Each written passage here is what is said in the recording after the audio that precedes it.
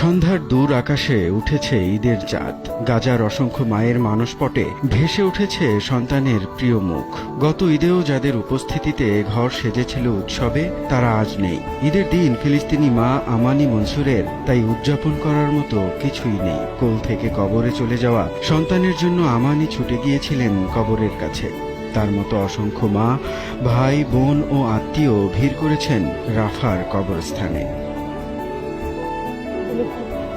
গত ঈদ আমার জীবনের সেরা ঈদ ছিল। আমার ছেলে তখন আমার পাশে ছিল, আমার কোলে ছিল। আশা ছিল এবারও সে সকালে মসজিদে যাবে এবং আমাকে বলবে, যখন ফিরবো তুমি আমার জন্য আমার উপহার প্রস্তুত করে রাখবে। কিন্তু সে চলে গেছে, আমার জীবনের সবকিছু নিয়ে গেছে।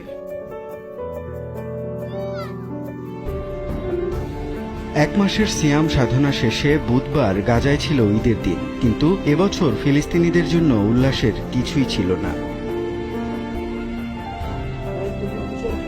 ঈদ আমাদের জন্য আজ একটি বড় ক্ষত, একটি বেদনা। নির্যাতন বন্ধ হোক। আল্লাহ আমাদের প্রিয় সকল শহীদের পরিবারকে ধৈর্য দান করুন।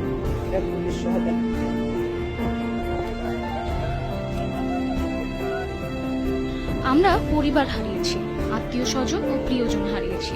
যাদের সবচেয়ে বেশি ভালোবাসি তাদের হারিয়েছি। আল্লাহ তাদের রহম করুন।